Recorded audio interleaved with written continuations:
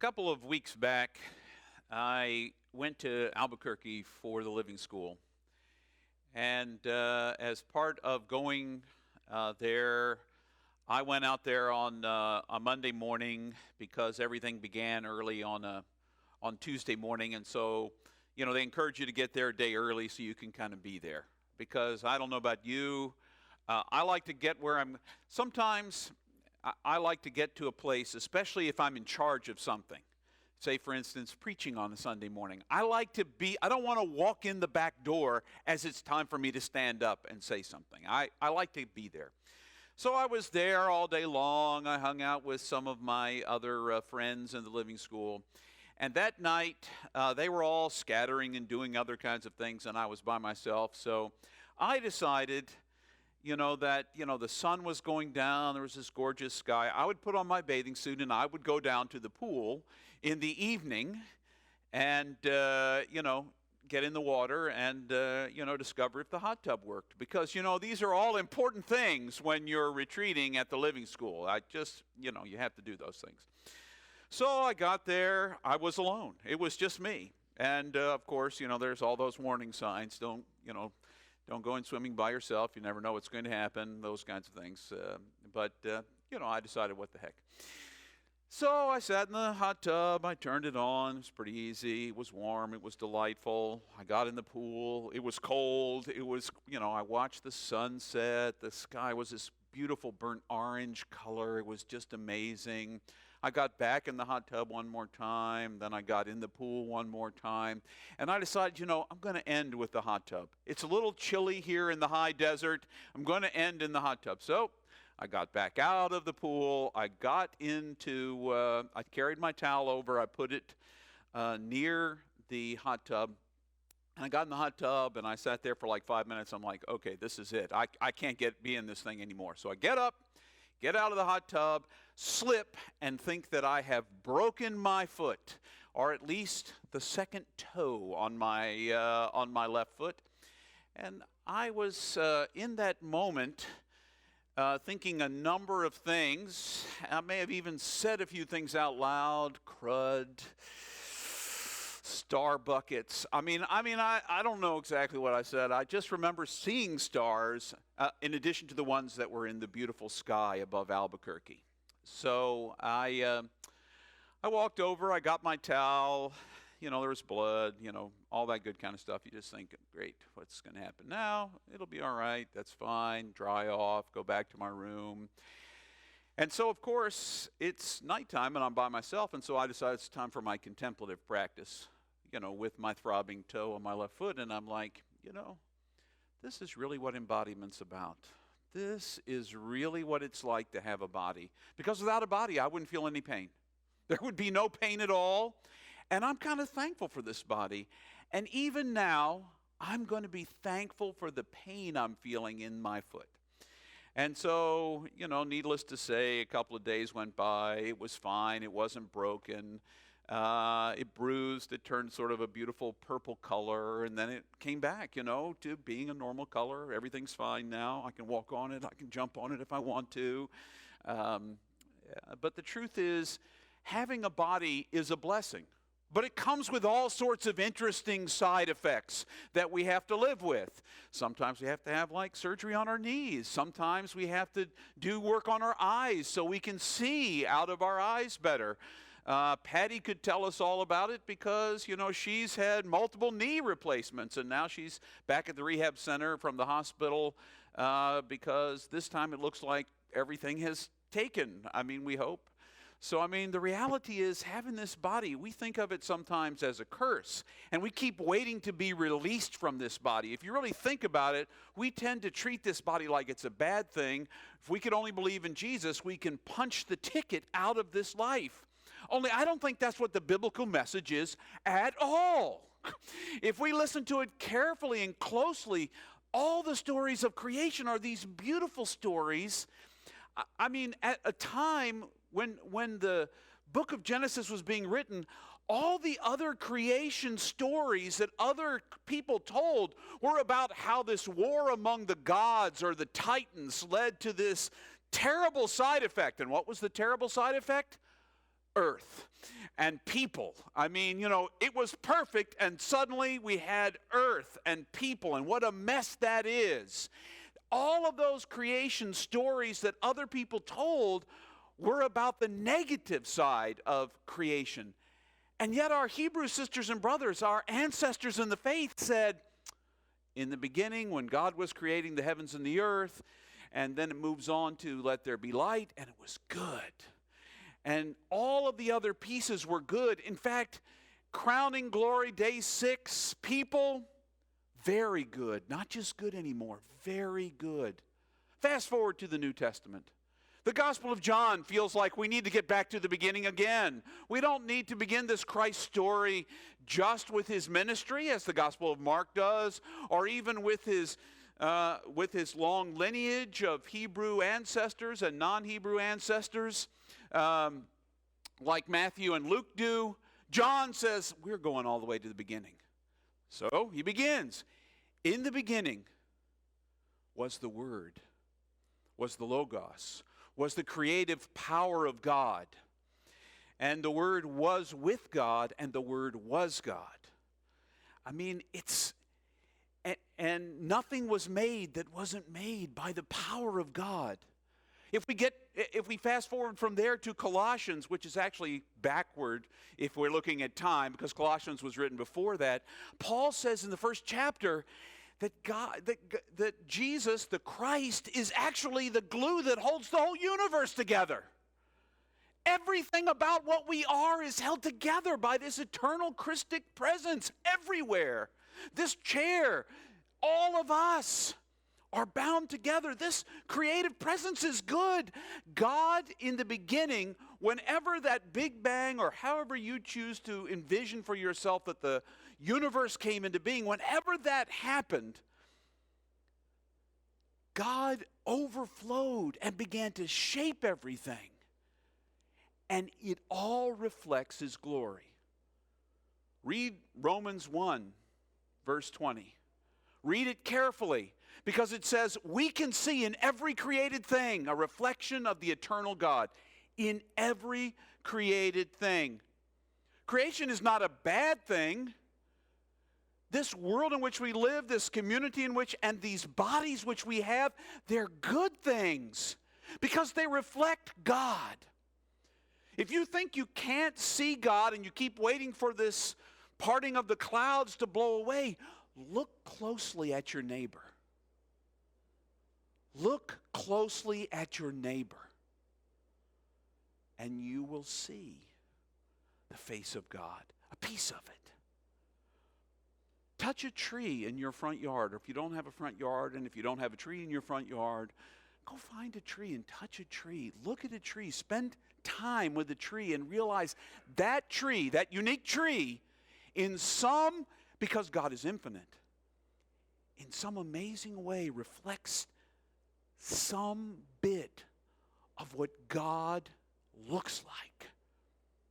There is nothing you can touch and see and be a part of in this life that does not show you a little bit of God. Everywhere, all the time. So why don't we treat each other like the sacred beings that we are? Why don't we treat the earth like it's a sacred place to be that God has entrusted to our care, that reflects God's goodness? When I was growing up, one of the things that, and we still haven't gotten over this, but I remember public service announcements about trashing America. Throwing trash out of your car, and it would show, on television commercials, and you'd see this person driving by throwing out their McDonald's or their Burger King or something. And then you'd see a Native American person standing on the side of the road with a tear running down his eye. Why aren't the tears running down our eyes? When I take long walks, I get to see how people don't care. Throw plastic bottles by the side of the road. You don't have to go very far to see the trash, that we trash this world that God made for us. We don't take being embodied seriously enough. This is a gift. Yeah, I could fill that one. Yeah, maybe I was a little bit too hard. I'm not George of the Jungle. So the truth is, This body is a gift that God has given us, and we're meant to live in it. What if, as the mystics say, and as the Bible implies, at least as I read it, what if in order to love us, God had to make us physical, had to make matter? In order to love us, God had to make something that God could touch, that God could see. Not just an idea in God's mind. What if love looks like that? Think about it. Can you just love in your mind? You might think you can just love in your mind. We've made love an idea, a burning, passionate desire for something else. But is that really love?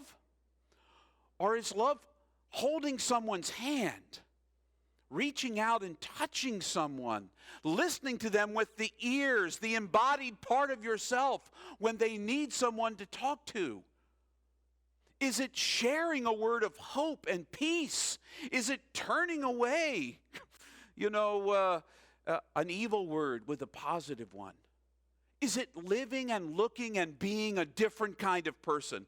Because it seems to me that this body we were given, this physical appearance that we have, is something that is the way we are meant to express in some unique way, each of us, what love looks like.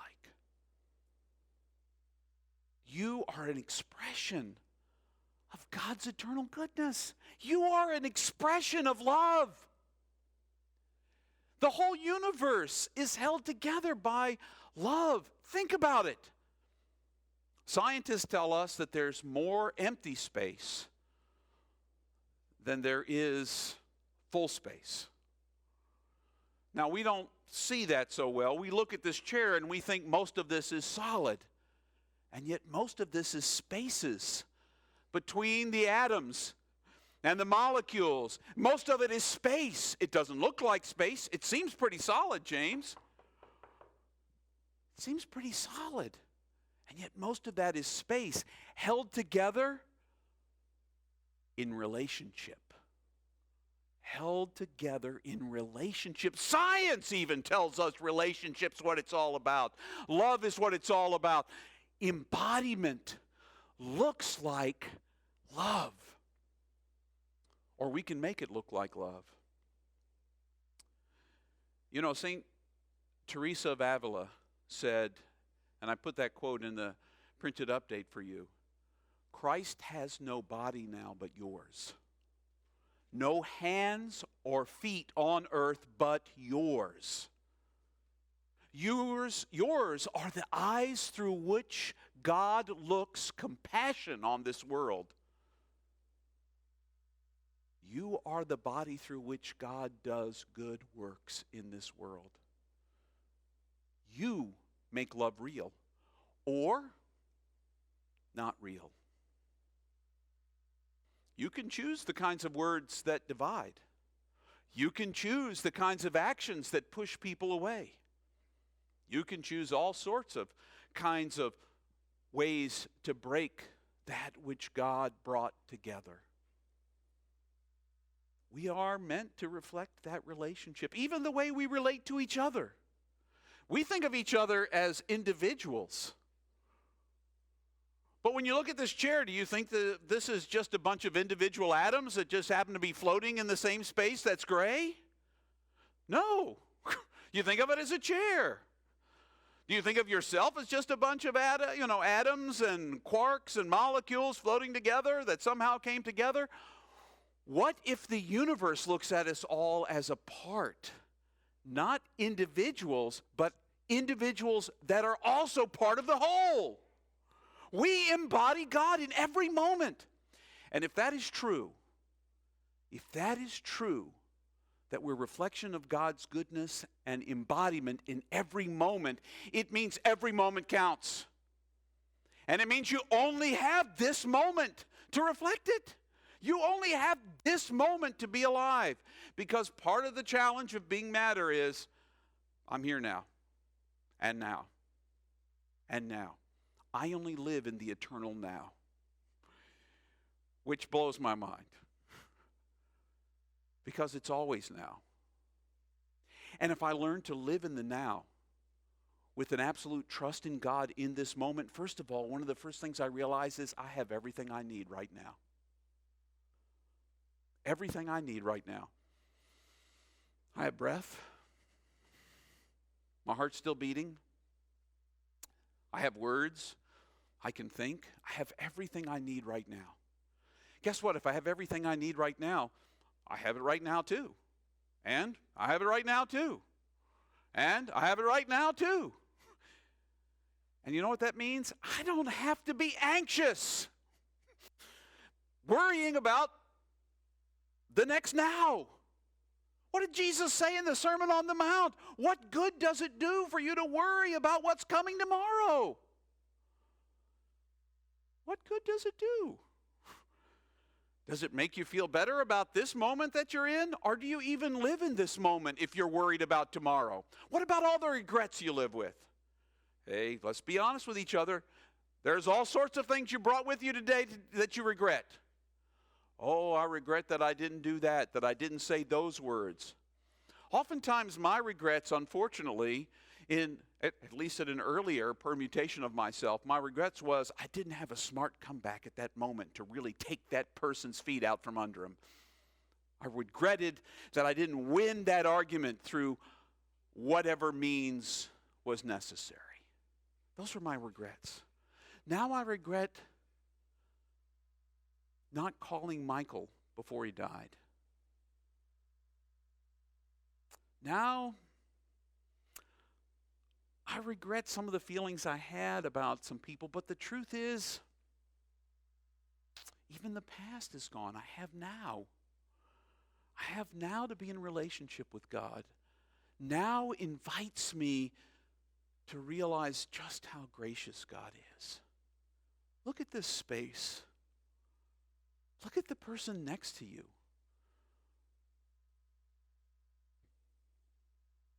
Look at the fact that we have lights, that we have each other, that we have words to communicate. And even if you can only, you say, all right, well, words are, when you say love, you mean one thing, I mean another thing. You say God, you mean one thing, I mean another thing.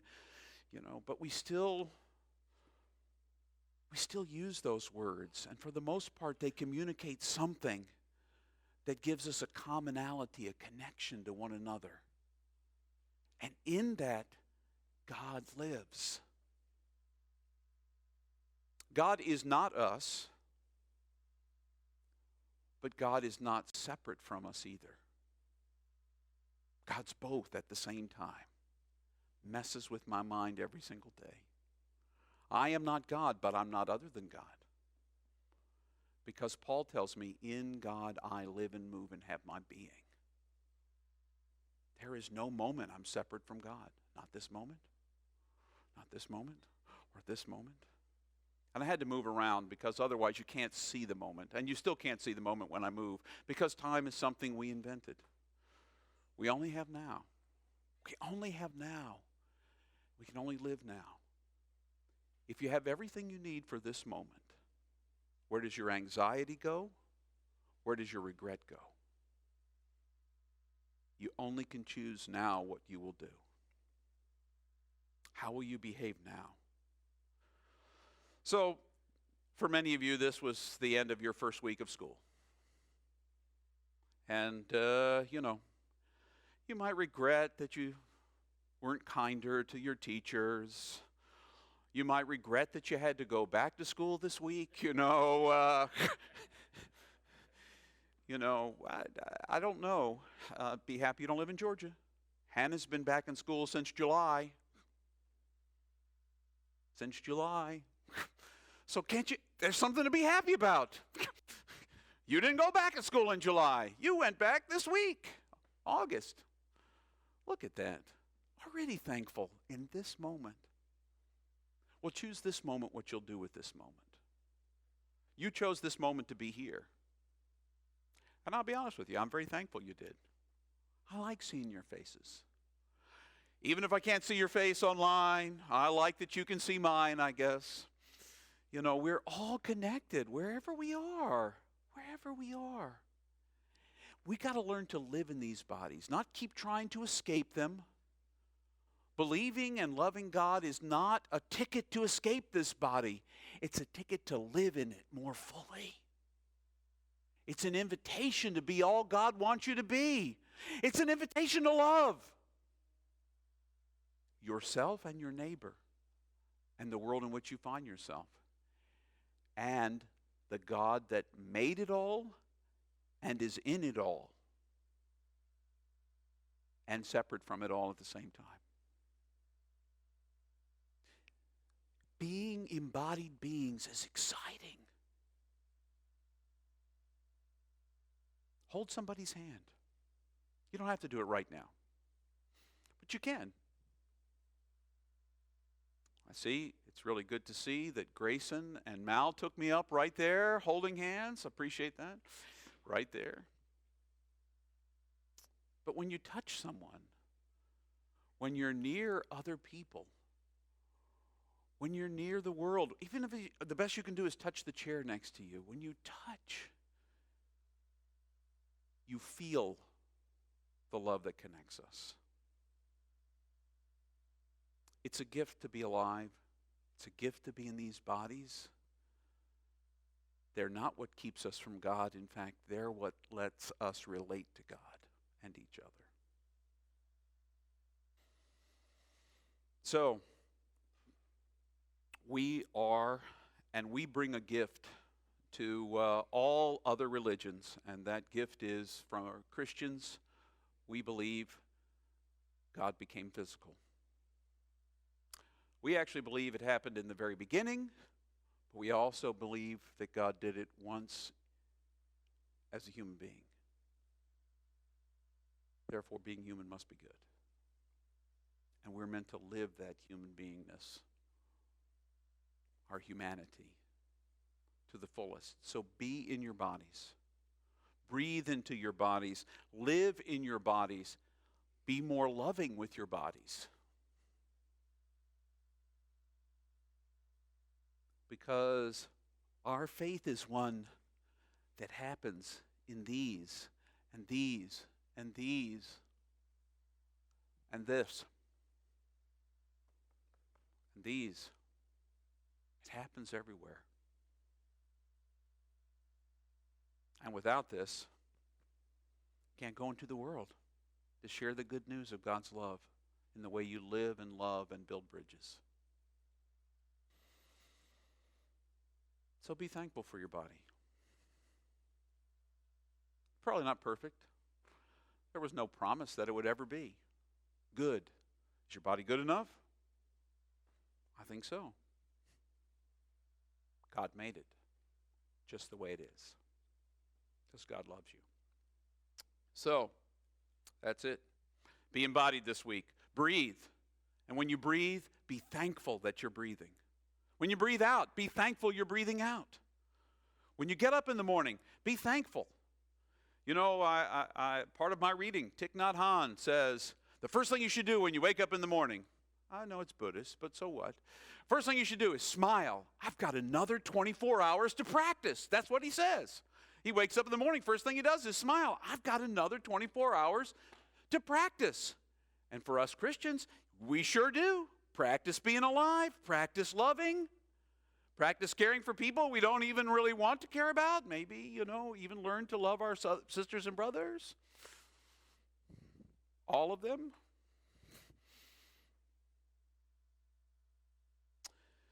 One of the ways that we can, I want to invite you to potentially think more about what it looks like to be embodied. This coming Saturday, I feel very fortunate, right here at St. James from 9:30 a.m. to 3:30 p.m.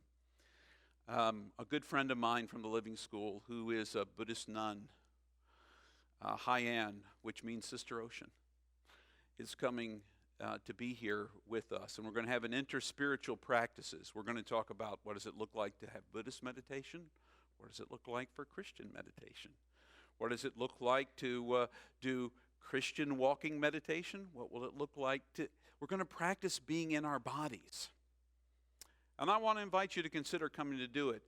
It is, there is a cost involved, and it's $20 for the day per person, and that's really because Hyann lives in Toronto. So she's coming down on her way, visiting some other teaching. She teaches a lot about Buddhist practice as a Buddhist nun, but we're going to share together a day where we talk about the goodness of the body, living in the body. So I invite you, encourage you. You can get a ticket if you want at Eventbrite. You'll find the link on our Facebook page as well.